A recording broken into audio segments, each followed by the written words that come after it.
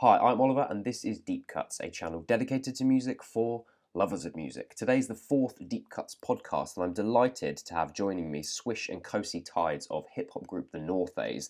These guys are based in the north of England in a city called Leeds, and the reason I invited them on today is because I've been following their music for a couple of years, and I think they're a really talented duo that's going to do big things. The mixtapes and the records they've already released have had such a unique quality to them. They're very ethereal, not just in the production, but in their delivery as well, that dual delivery that they both have. So I'm very excited to talk to them. We talk about a number of different things in this podcast. We talk about the importance of the UK grime scene. We talk about the American trap scene, the importance of geography to the music of the NorthaZe. That's kind of a big topic I was really interested to go into. And we even, I think, discussed video games at one point. So it's quite a diverse conversation. There are a couple of audio quality issues during this podcast, so it's a little bit ragged, a bit DIY, but hopefully you will be able to ignore that and get past it for the content, because I think we had a really interesting discussion. And that's it. I hope you enjoy the discussion. Take it away. So, today I'm joined by Swish and Kosi Tides of the NorthaZe. How are you guys doing today? Not too bad. It's a nice chilly afternoon out in the northern right now. We're just kicking back, man. Glad to have a nice chat. Good, nice and chill. Let's looking forward to a nice chill conversation today. Hopefully we'll open some minds and talk about some interesting stuff. I was introduced to you guys through Mellow Thrills, so the 2016 project you guys did. That was the first time I ever listened to anything you guys had done. And what struck me immediately when I listened to it was the sense of the ethereal that your music possesses. You have this kind of, this knack for using wistful, laid-back synth samples, but the flows you have, they have like an energetic nature, and I think that makes for a really unique atmosphere. And I guess that's kind of what pulled me to your projects in the first place. I guess my first question to you guys would be, is there any specific focus or of influences or themes that you both laid out before writing and producing your tracks, or did that kind of sense of homogeny just happen naturally as you started working together? I feel like it's a fusion of vibes, because Swish was always a grime head and I was into the hip hop and shit. So when we merged it together, we was kind of at like a 120, 110 sort of tempo. It's kind of like a flexible tempo where you can kind of do whatever you want. You can either go slow, go fast. So we kind of we fuck with that tempo a lot, so we can kind of get as creative as we want as it. We usually like it quite speedy. We like to be able to speed it up and slow it down whenever we feel. Yeah, definitely. And is that because I know you guys talk about like the Saber sound, which is like a sound that you guys have kind of developed. Is that how would you kind of describe that to someone who's never come across it before? If you was in the final scene of Star Wars and Yoda just pulled out his saber, that's the sound that our music replicates. Yeah, that's the energy, that lasery, like electrical, like kind of like sound, and that's where we like to be. I think that's where we're most forefront in, and the speedy stuff that are inside of it, literally as you said before, that just comes from like back in the day, like listening to grime and stuff. That's 140 tempo, like that's what the art is. So we're always just used to in that pocket and in that mode, and the two fusions together, like they created this, and no one's ever really able to put like a one word stamp on what they would call it. Therefore, it gives us the like opportunity to create and stamp a name on it ourselves, and that's why we call it like Saber Sound. So that's why we. I like it. I'm sure there'll be some Star Wars heads listening that'll appreciate that as well. Yeah, for sure, man. Yeah, I haven't even seen Last Jedi as of yet. Have you seen Last Jedi? I have seen The Last Jedi. Yeah, I didn't actually like it that much, I got to be honest. You know what it is? I know a few people have been slating it like so bad, and I can't. It's almost out of cinemas now. Like, I think I'm just gonna have to get a fire HD Blu-ray DVD or something and just pee people. Nah, man, the reviews ain't good. It's kind of sad. Just avoid people. I mean, I went up down to London to see it on a midnight screening, and we all kind of came out and just felt really disappointed. Like the magic, I feel like what you guys are trying to, like you guys are explaining with your sound and that kind of moment with the lightsaber and everything. I feel like that was entirely missing from The Last Jedi. That's why we're here. Yeah, that's why we're here, man. Like we know We know about the crisis that's going on, like, yo, under the ground, under the floor. I'm going off the Last Jedi, you get me? We are the last ones. We are the last Jedis, man. Out here, I'm moving shit with my hands. You know what? I think I'd rather see a documentary with you guys than watch The Last Jedi. Definitely. I reckon that should be the next part of the trilogy. It's just completely change it up. You guys just be the Jedi. Yeah, 100%. Yeah, 100%, man. The whole cinematic shit, like, yo, we're coming with it, man. We're gonna be reviving. Shall we pitch it to Disney?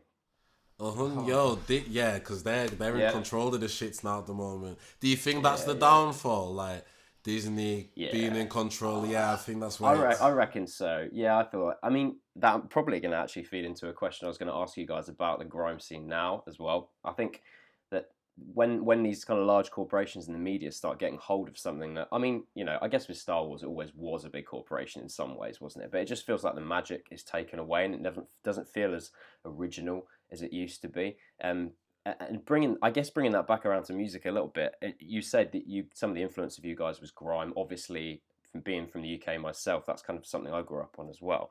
How do you guys feel about the grime scene in 2018? Like, what is it? What is it to you at this point? I'm not, well, I'm less grime than Swish. I'm not sure what the grime scene is anymore. I mean, like, back in the day, like 2013, 2014, like, there was shit like JDZ Media, people releasing freestyles all the time. A lot of people just, like, doing a 32 on a beat. It's a freestyle. Like, people are getting a lot more professional with it now. That's not necessarily a bad thing, but it's kind of taking away the grime feel of it. Yeah, 100%. I mean, don't get me wrong, like, it's come mad far, like ridiculous, to the point where I don't really like peep into like radio, like radio FM, like Radio 1, BBC and all of that. And like as of late, like I've put it on, and like the amount of like grime and like drill tunes that I like get prime time like played, the stuff is just kind of like, I feel like drill is where grime kind of was. Like, yeah, drill is where grime was. It was real criminal, thuggish back in the day. It's a lot more professional. You can make a lot of money out of it now. It's a good thing. No, definitely. I mean, I think in terms of like grime, I think it's healthy. It's healthy. It's sick. Like, and all aspects of it are still going on. Like, you've got your underground radio. Like, people are still like going to sets and like shelling, and you've got like your mainstream grime where people are like. So I think it's in a good pace. It's just where to look for it in like certain places, because you always have a thing where people will have their opinions on genres where they feel like it's dying, or they feel like, but I don't really feel like any genre like really like ever dies or like is dying. Like, it's cracking somewhere, it's just finding out where that like pocket is, and if you're in tune with the genre like as much as like you feel, then you will seek that out and like you will like find it. And I just feel like that's like with everything. But grime's in a good place, man. Grime's sick in it. It's UK, it's us in it. So I like to hear that, because I think there's really, like you say, it's really easy to go, this genre's dying. I mean, you hear it in the press like at least twice a year. It's like, oh, rock's dead, and it's like, okay, but why are we still getting rock albums all the time then if rock's dead? You know, it doesn't make any sense. And I feel like it's all just part of a way of the media spinning something that isn't really there. Because I think you're right. I mean, grime might have changed in some ways. I mean, last year, one of my favourite albums last year was Wiley's Godfather, which, I don't know, you can say is perhaps a bit more of a shiny example of what the grime sound used to be. But, you know, people all over the world are hearing that sound, and they're hearing influences of the UK scene, which it can only be a positive thing, right? Oh yeah, definitely. No, 100%. Like, it's like they've always had that kind of thing where like we wanted to like cross borders and go over to like the States and in all these like different places, and to finally see it now where like grime artists are touring in like American like spots and stuff. I mean, I don't feel like they really needed that anyway, because it's nang and it's sick like the way it is, but there's always that kind of like recognition like feel where you feel like you want to like break those like kind of bridges, and like they have done, and it's they know there's money in it, so they're moving more professional with it. Yeah, they're being more behaved because they can get more endorsements and more opportunities and shit.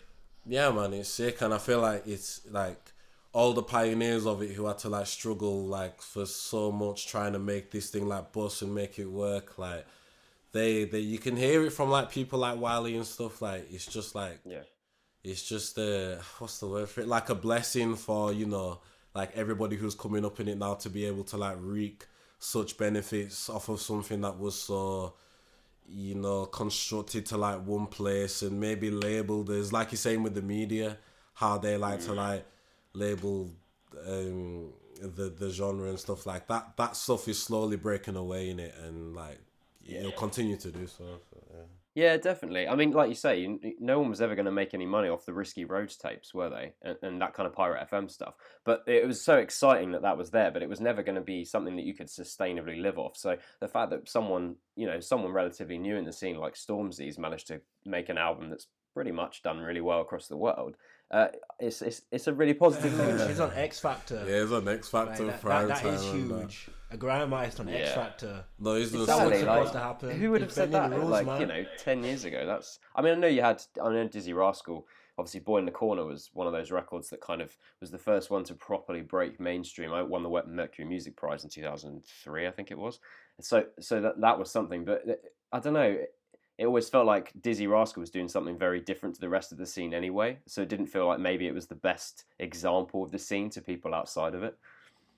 Yeah, standard for sure. I mean, even with the Dizzee thing, like, yeah, everybody has like an opinions on like the path he like kind of went down and like slightly different where it wasn't, when people saying it wasn't like grime and kind of like, but I think when something's so precious like grime, like, and it's so unique, when somebody like strays away from it to do something else for like other benefits, people can see it as like, oh, you know, the whole selling out, blah blah blah. But in when you're actually an artist or you're trying to get somewhere, you get why people go down these kind of like routes and bullshit, because like at that time it would have been pressure in it, like time's ticking, like you would have had to like get something going. But like, yeah, like that's that situation. But I think everybody who's like stayed true to it and like has been like on it for like ages is like they are seeing like the benefits from it too. And Yeah, definitely. Like people like Giggs is really great to see still doing stuff, and he still sounds the way he sounded before.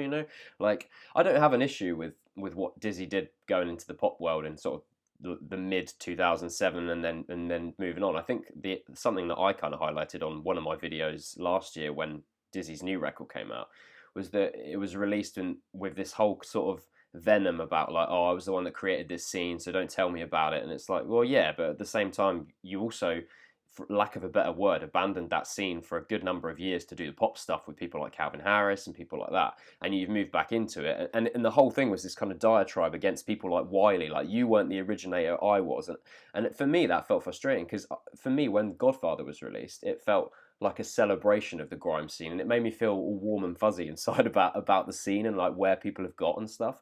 And I feel like someone like Dizzee kind of has completely forgotten that it was about that in the first place. And there were, it was rivalries, but a lot of it felt relatively healthy. I know there's examples where it wasn't, but do you know what I mean? There was a real sort of sense of community there, which I think is still there in a lot of grime, but I feel like someone like Dizzee perhaps misses out on that.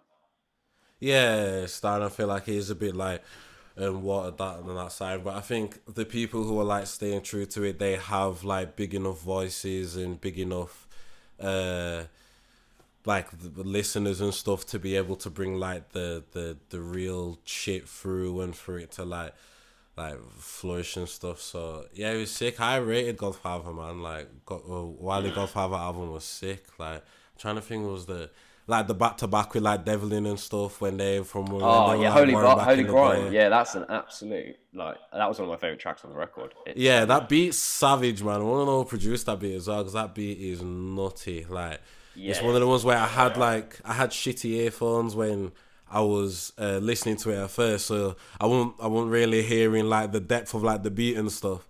And then I upgraded, like, and then I heard the freaking Holy Hand, and it just yeah, man. It's disgusting, isn't it? In the Yeah, best it's possible disgusting. way. Like, it's so, yeah. I thought it was a great album, and a really lovely example of what the scene's done and what the scene can be. I guess that is interesting as well that you guys, or certainly one, yeah, there's a little bit of influence of grime there, but you're, as the NorthaZe, your music is not doesn't sound like grime, and I wouldn't want to. I don't know about you, but I wouldn't class it as grime. No, I wouldn't class it as grime either. No way. No, which and I think there's a really interesting prevalence of going back to kind of media, the media again, and the way they portray things. But have you guys heard of an artist called Ghost Poet? I haven't, Ghost Poet. Okay. No. So he's like, he does a lot of he does some really interesting stuff, and he's always classed as a hip hop artist. And he's even been classed as grime by some American journalists, and it's like you not understand the scene at all, because grime's got a very specific sound, and I wouldn't say there's anything about your music that says grime, but it feels like anybody that's kind of doing hip hop or rap, any music with rapping in it that's British ends up being described as grime, which must be really frustrating for being in that kind of scene. Yeah, it's really bad. Like, I mean, even with like common knowledge, like people who I'll even speak to, and then they'll be like, "Oh, like, do you really like grime and stuff?" And like, yeah, and then they start pulling names out the bag, and it's kind of like, nah, like you're going super left, like you're not even hitting it like on the, obviously with like the big names like Skepta and stuff, and like, yeah, cool, but like a lot of like the UK like rap scene names can easily get flung into it, and I feel like it's just, I don't know. I feel it's a bit of an injustice, because it's just like it's grime is like important enough for you to be able to subdivision it, like break it down to who's like what grime is and what isn't. But I guess maybe it's just common knowledge as well, because people just, maybe it's put under like urban. So like anything that's like urban can just chuck it on the grime, because like they don't collapse or whatever. Easy. That's frustrating though, because it doesn't inspire very creative conversations about music and the styles of music, because that people should know why grime sounds like grime, where it's derived from, the fact it's from UK garage, and the number of people I speak to, and they will claim that grime is just Britain's version of American hip hop, and I think that's just not the right way of looking at the way the grime scene evolved at all. Like people like Pay As You Go Cartel and things like that back in the really late 90s, early 2000s, turn millennium. It just doesn't feel like it was coming from a place of America. It feels like it's coming from a place of British celebration, if anything. No, 100%. Like they should ground it like 100% down to like British soil. Like, don't get me wrong. Like, there's influences and from how many like eons ago. Like, yeah, the Americans, like they like created this like hip hop sound, and so many sub things have like come from it. But I don't feel like it's all history. But like I don't like you said, like it's a British celebration, so I think it should be like concreted to that, and let the story be told from like, do you get me, from like the things like garage and drum and bass or whatever was going on before it came on, and then let the story like ocean out like onto like grime and how that became, not try, do you get me, water it down by just labeling it down to some like American like subdivision thing. Like, fuck that. Like, it's not true either. It's just frustrating sort of spin on the way a scene is created, and it definitely removes some of the uniqueness of something like grime. I guess that it brings me to an interesting question about geography that I wanted to ask you guys anyway, because I know the fact that you guys come from Leeds and the north of England is a big part of your identity and your music, and that kind of comes across. Obviously, it's partially from your accents as well. If American people from other countries listen to this, they might not realise, but you guys come from the north of England, so you have northern accents. But how important is geography to your artistic vision of the NorthaZe and the music you make? Like, how important is that connection? It's very important, just because we kind of like what's the word, cultivate, or like just bring, like, we label it to everything from like our like daily like trips to our way we see life, like to just really embody shout out Abs for the big words, embodying like just embodying like where we're from, because like it's, especially in the music scene as well, it's always seen as like some sort of like minority or like rarity as to where it's from. Therefore, we want to do like as much justice to bring it to the forefront, like as like northern as it is. So references like slang, like our accent, like it's a big thing to keep it 100% authentic, because it's like we see it as like the best thing. So we make sure that's known. The best thing. Cause you don't see it as the best thing. Why do you say that? Why do you say that? There's always greener grass elsewhere.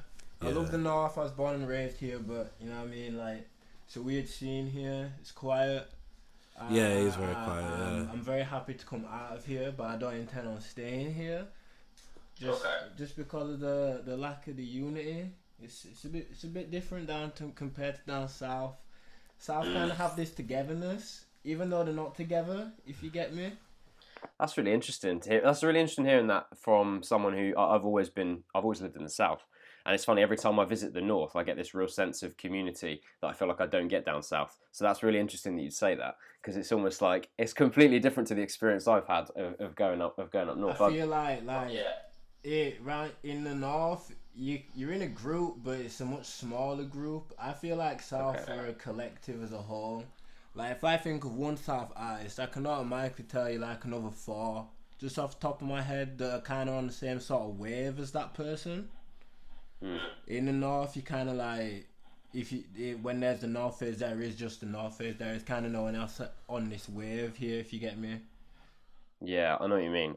So I guess we've talked about people in the grime scene moving over to America for success and things like that. If you guys had an opportunity, not necessarily to move to America, but to go down south or go somewhere else and follow something in terms of your musical projects, do you feel like the identity of your music would change because Leeds and the North is so important to your sound? Do you think that would affect the way you approached creating music?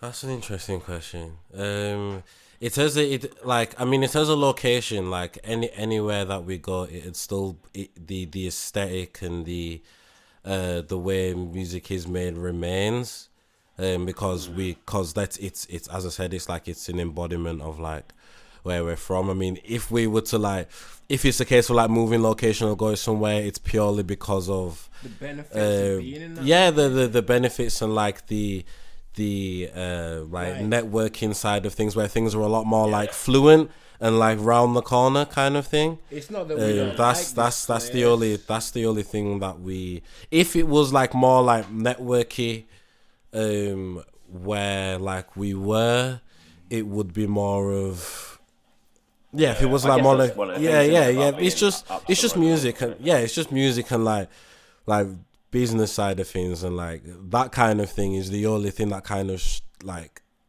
makes us think to move to somewhere that's more like networking. But it happens all the time. But in terms of like the aesthetic and the way we make music, like that will ever remain like from like the soil like outwards. It will never be like anywhere. That's interesting as well, because listening to Mellow Thrills was something I've listened to quite often, but also your Saber series that you did, I think last year, was that? Did it come out last year, Saber series? Yeah, it was last year. Yeah, so something that I really noticed about that, which was really interesting, is that you've got like this, obviously astral is a word that you guys use, like astral planes is something that you discuss quite a lot in your lyrics, and you've got tracks that are called Lunar Cycling, Planets and Oceans, and it kind of feels like in some ways your lyrics are vying for exploration, but also you've got that connection to the soil and your roots of Leeds. So I really like the fact that there's kind of like a dual focus going on there. There's like an idea of exploration, but also sort of I'm a man of you're nature. Connected. Yeah, I'm a man of nature. I love the planets and shit. I don't really meditate as much as I used to, but I used to astral project quite often, and so I always had a lot to talk about on it. It was an interesting phase. We were like 2015 to like 17. Onwards, yeah. Kind of faded out after I had a little drug phase, but that always happens when you're growing up and shit. Yeah. So, like it gives you a lot of content. You see a lot of things. It gives you all sorts of experiences, and you don't even need to leave your household, sort of thing. Because I'm not really an out kind of person, especially in the north, because it's hella cold now. Don't go outside. That's all this past winter though, man. I mean, I used to like the winter, but this winter's really this past winter's been rough, man. I swear down. Yeah, you've had it cold, for sure. So I've just been in my living room and shit, and I've just been plotting in here. But when it comes to all like the astral talk and stuff, that's actually just from experiences like taking DMT before and stuff. and acid trips and stuff. So it gives you a lot of content, even though you don't need to be doing much. So kind of within the mind. Yeah. I enjoy that. Well, that's what I like about it though, because I've listening through to some of the bars that you guys have, and there's moments where you talk about astral planes, things like that, and then I know in one of the tracks I was listening to the other day, you mentioned Splinter Cell, and it's like I really like the fact that there's experiences there from elements of culture that we would have all experienced, so some of us would experience, but then also something else as well. There's like something ethereal that's kind of hard to catch onto.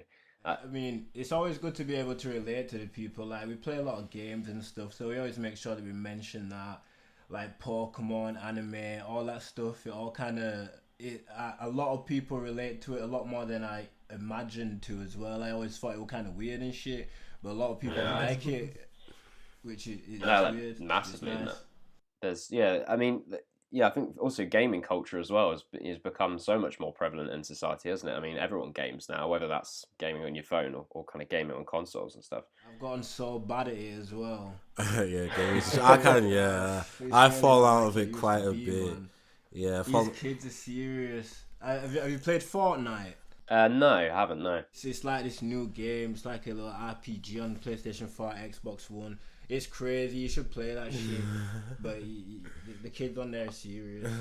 It's just not to be. For me, I find that I go through phases. Like I got Dark Souls. Finally, started playing through Dark Souls, and to be honest, I'm awful, and I can't hack it. I have to turn it off and put the controller down. Bro has it. He plays it too. It's a weird game, man. It's a weird world you're in.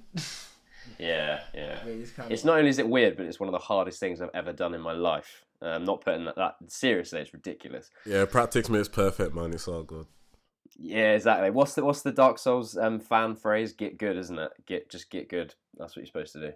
Oh, is that what it is? Yeah, standard. Yeah, it says it on the tin. I don't have time, I'd love to just sit down and spend hours trying to get good at Dark Souls, but I just feel like the games are like you want to get into. It's very time consuming. Like there's I have time for these games, but it's the thing, I don't have the attention span for them anymore. Yeah, true. Yeah. I used to like Call of Duty. Used to be able to stay up for like 24 hours to get that prestige and shit. Now I can't even stay in the game for like 3 hours. Yeah. And maybe it's a good thing though. Maybe it's a good thing. Like you enjoy video games for a bit, but then you want to move on to something else because it's very easy to get sucked into something, isn't it? And you realise you've wasted an entire week sitting on the sofa only playing one game, and you're like, oh, what have I got to show for it? Yeah, exactly. Yeah, but like now, I mean, with the whole gaming thing, as I said, it's just part of like normal routines in like life and kind of like highlighting the things that maybe would not get overlooked, but wouldn't be, I don't know, put in the kind of light that we'd like to put it in, like tunes and music. Because literally, it's just life. It's just like the life that we live, and make sure that it's documented well. But I think that's what makes your music feel honest as well, is the fact that you include moments of everyday life, but you've also got that other kind of otherworldly side to it as well. Because I think sometimes it can be easy to sort of resort to cliches. Certainly as well, when like in kind of the hip hop and rap scene, it's very easy to resort to kind of cliches in bars, isn't it? And specific rhymes and stuff. And I've not listened to a single of any of your tracks where I've thought, oh, that's an obvious flow, or that's an obvious point to make. Because there's like so many different things going on, and it's quite unique in that way. And I kind of wish more artists would take that and think, well, what is everyday life as well? Like, what else will people relate to that I can talk about? And sometimes it might just be something like a video game, or like you say, anime or Pokemon or something like that. Just like something cultural, Yeah, something that's more like, I mean, with like how it goes in. I mean, we've seen when there's waves in like the scene, people will like, you have the kind of like MCs or rappers who kind of like adapt to the time kind of thing. So like what's going on currently at that time, like they will adapt to it more. So then they start using the same, like what is it at the moment? I don't even know, but like just the same references, the same old, because I don't even know what goes through like heads when. No, in fact I do. I think maybe it's more to do with like the hype of it. Therefore it's Yeah. Bits and they're all sucking the dick. And like, I have a problem with it. I'm just saying you need to embody your own sauce within it. yeah, like embody your own sauce and your own being for you to be able to, you know, get to the full like potential of what like your music and stuff could be. I think copying and that's just like dead. Like I can't like cutting is just long, a lot bro. of things like are being regurgitated right now. yeah, all the time things get regurgitated. I mean, the music seems weird. It's really fun at the moment. It's just not to be taken seriously. Yeah, it's you not. take it too seriously, you'll upset yourself. Everyone's just taking a piss right now because they can make money with it.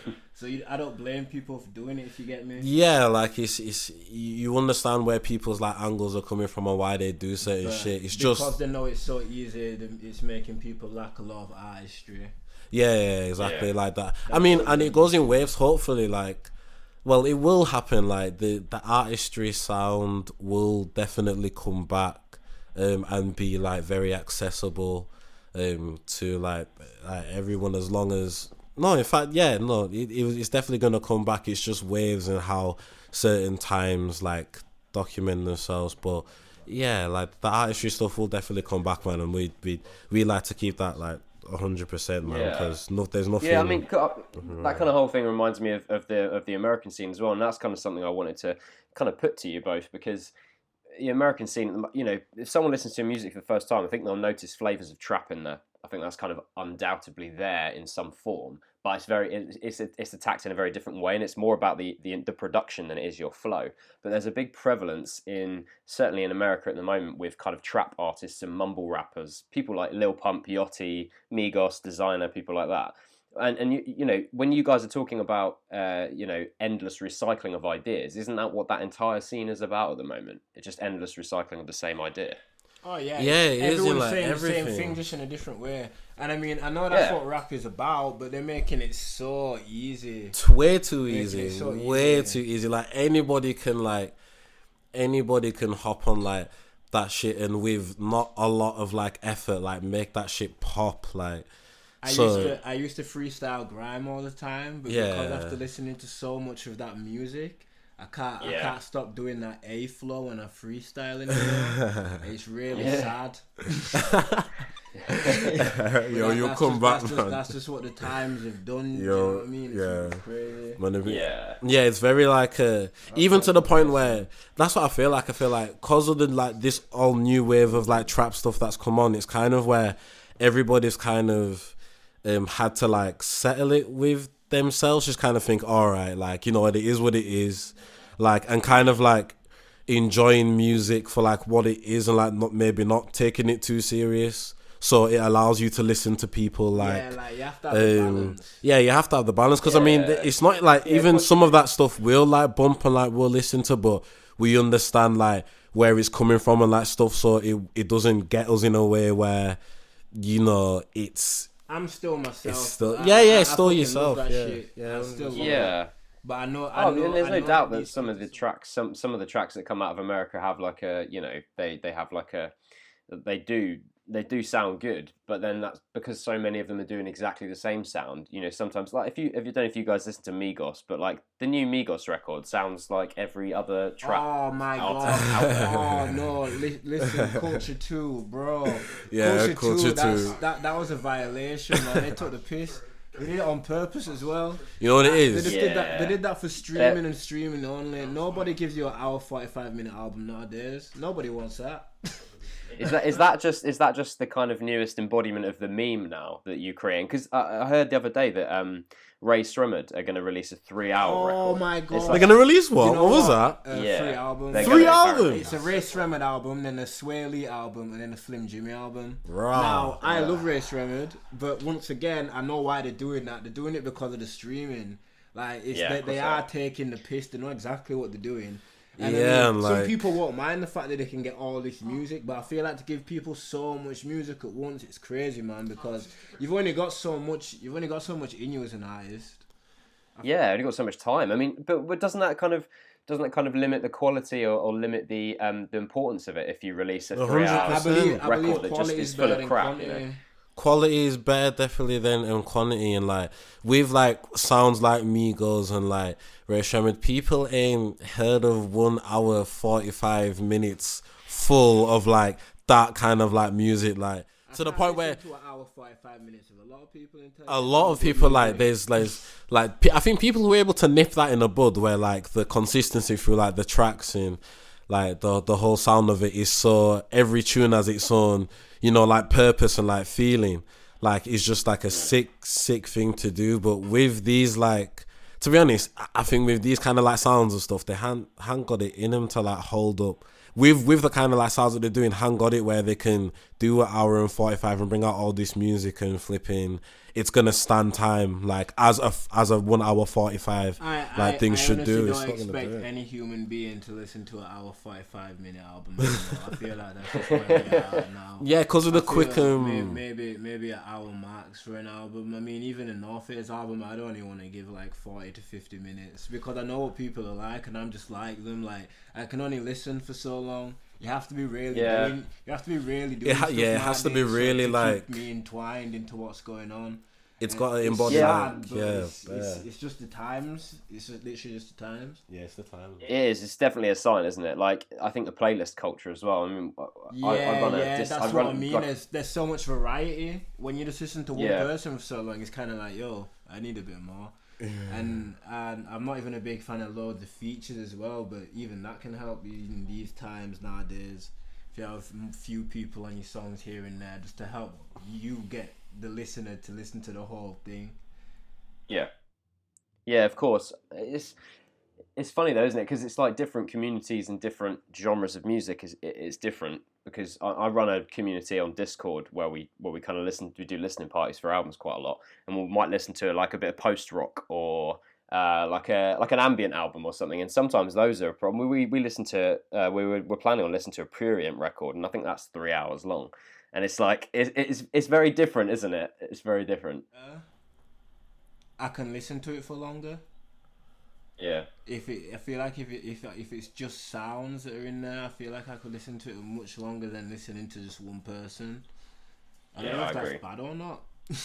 Nah, I wouldn't say it's like bad. It's just I understand as a whining. You can kind of create your own world when it's just sounds. When it's someone telling you that it's their world that you're in it. So I guess. Yeah. I've got to be honest, the idea of a 3 hour Ray Strummer album is making me feel a little bit nauseous. Nauseous. It's giving me anxiety.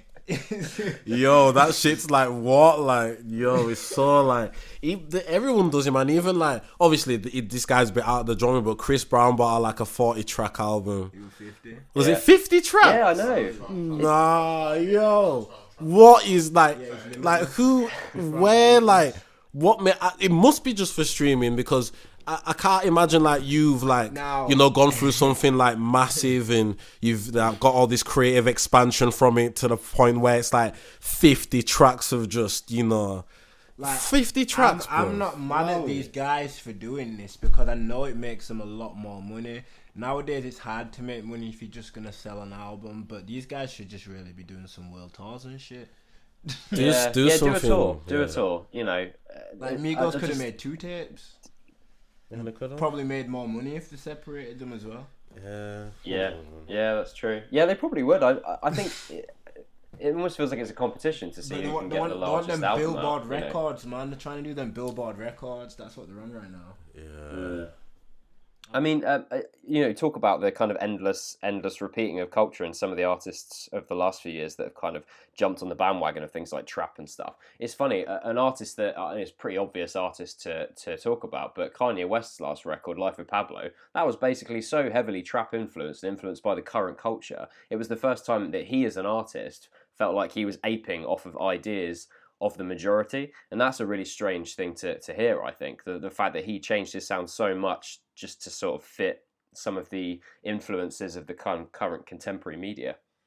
Yeah, Stan. I mean, it's not very. It's very blurred lines as to where like people's intentions are like coming from. Like a person like him who's obviously very like established in terms of like his sound and like what kind of caliber he's in. So going to something like Bear Trappy, like what is it for? Like, is it because you are trying to keep up with like all the like current stuff that's going on? Is it because that you just like it and you just want to hop on it because of the fact that, you know, it's you think it's fire and you want to try something like that? Like, you don't know really where it's coming from. Therefore, I personally don't know how to, like, you know, react to those kind of things, because when you'd speak to artists and stuff and their intentions for like making like music and stuff, it doesn't really, like, half of the time doesn't really come from a place where it's literally just because of jumping on the bandwagon.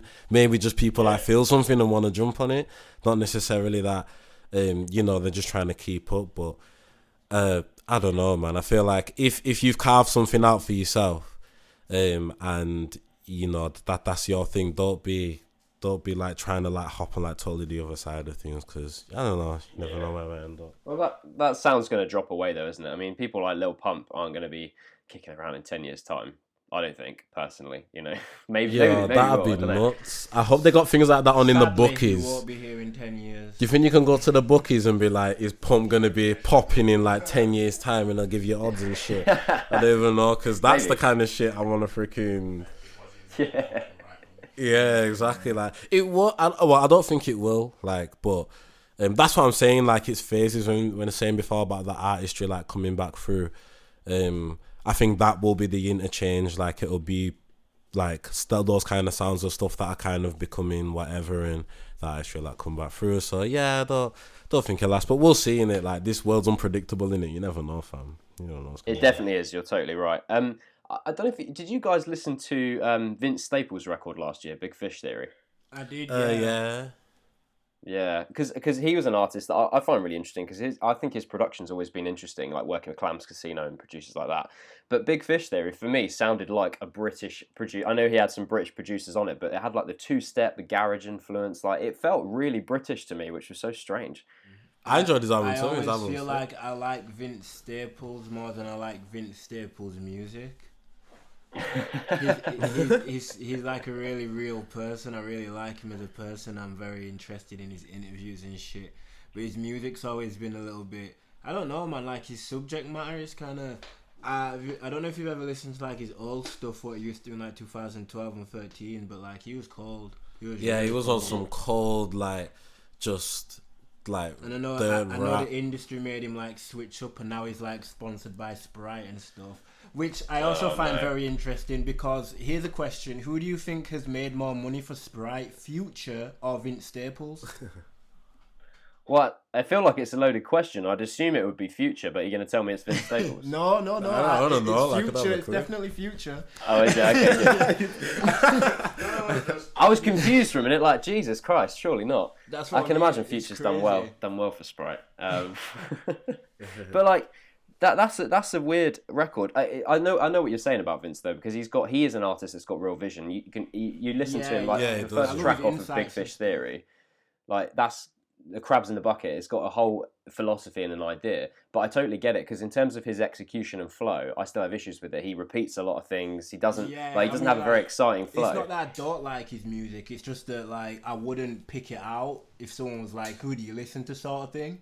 But I can still listen to it. It's not like I'm not going to avoid it. But yeah, it was a nice album. Yeah. Like, sonically, the album was sick, man. Like, I honestly thought the production was one of the best I heard all year. But I do think that some of the flow stuff let it down a little bit, which is a shame. 745 beat was crazy. Yeah, 745 beat was. I really like 745. 745 is good, and also Love Can Be. Yeah, the drop on Love Can Be is nuts, fam. Yeah. That is like so much British influence. Yeah, that's it. Like, yeah, that's it. If you were to drop that in like a British like club or whatever, like, that shit'll it'll feel like home, man. It'll feel like home, yeah. Sure. And we were talking about dirty beats earlier, but the on Yeah Right, which is the one that features Kendrick Lamar, that beat is absolutely just disgusting. I don't know if you remember that track. Once we finished our interview, you have to check it out if you don't remember it, because it was just the most ridiculous. Yeah, right. Oh yeah. No, it was hard. It had like some. I don't even know what sounds you call them, because they probably have names for these in the background, but it sounded like some mad transformer, like flipping transitions going on in like the background. Yeah. Yeah, some insane sounds on that. And in terms of other projects at the moment, kind of hip hop or otherwise, is there any artists that you guys look at the moment as kind of the future of certain types of music? Anyone that you're really excited about at the moment? Ooh, I'm gonna pull out the Apple Music and just scroll. I'm putting that for me because top of the head stuff. I'm excited about Tashiro Steele. I'm excited about Trippie Redd. Who else am I excited about? I'm not really excited. I'm excited to hear Ray Shremmer's album, believe it or not. I want to know how long it takes for me to throw my phone against the wall. Is that a social experiment? I like that. Yeah, and I've been listening to a lot of drill as well. There's no one specific, but I'm enjoying drill music at the moment. Yeah, I think in terms of like, I don't know, people are like excited about, I think a class that's like the people who are most inspiring, like, tours, and usually that's like the people that we're around and like who are making music, like Tashiro Steele and Jetson and Petrelli, Purple and Blacks. Petrelli like, as well. That's someone else I'm very looking forward to. Yeah, Petrelli Purple, man. He's like, I don't know. I think he's kind of that voice where it's like, you know, when you got a conscience and your conscience is telling you to do like right things. He sounds like he's just like I'd hate to say the his voice conscience rap, but he sounds like my conscience. Yeah, I won't call it conscious rap because I think that label's just a bit. They have to put it under something, but I think it's a bit. It just sounds. They can come up with something better, but no. Cherry Purple and like Tashiro still definitely artists that we're looking forward to seeing what they're gonna come in next, man. Sure. Wicked, and obviously, and this kind of brings me to my sort of final question, which is definitely related, is what is next for the NorthaZe? Because you guys released Brew Talk recently, which is kind of, if anyone's listened to this and they haven't heard any of your music yet, it's a good place to start, I would say. But what is next for you guys? What's on the cards? I said to my bros at the start of New Year, by the end of the year, I'm gonna have a Panamera Porsche. I'm not sure if that's going to be true, but I'm going hard right now. We have a project coming out in March. It's called Lunar Duplex. Yeah, Lunar Duplex, 7 to 8 track tape. Hopefully we'll have a very nice feature on there as well, UK feature. Yeah, 100%. Nice. Hopefully, nice. And yeah, like working hopefully throughout the year. We've got album or tape dropping with Johnny Strange. Mr. Jack Jetson. We've got a joint album hopefully coming by the end of the year, and just creating, man. Just creating right now. Yeah, we're trying to cut like. We're kind of looking to breach out of where we're at. We feel like in terms of the North, we've done North. If you feel me, you don't smell no more. Yeah. If we've done North, as in not as in like we've like taken over it, but as in like kind of. We've used the resources. We need to like find more resources to kind of build and grow our fan base and shit. So we kind of want to branch out a bit more. Yeah, branch out and like get like the business side of things just like locked up because it is as important as anything else. Yeah, that's what I realized. And at the same time, like obviously it's just creating like good like authentic music coming from from our eyes and. Supplying the streets. Diction Free coming soon as well. Yeah, definitely, man. I ain't gonna put no date on that yet, but that's gonna be special when it drops. Yeah, so just round that also like Pulp Diction Free, album with Jack Jetson and Lunar Duplex coming out March next month. That's what's cracking. Loads of stuff to look forward to then. Well, I'm really looking forward to seeing, where you guys go from here because I, for one, have been on board for a couple of years now and I really like what you guys are doing. So, and I hope that everybody that's listened to this today has seen what you guys are about and they're excited to check out some projects. But yeah, thank you so much for joining me today, guys. It's been a really interesting chat. Lord, thank you very much for having us on here, man. Like, we appreciate you taking your time to you get me sit down and like reason with, man. So big up, man. Yeah, trust me. Some Northerners, in it. Yeah, Northerners coming on the Southern show. Yeah, exactly. Yeah, man. Well, all the best. Absolutely all the best, guys. Yeah, man. Yeah, 100%, man. Big up. Care. Much love. So.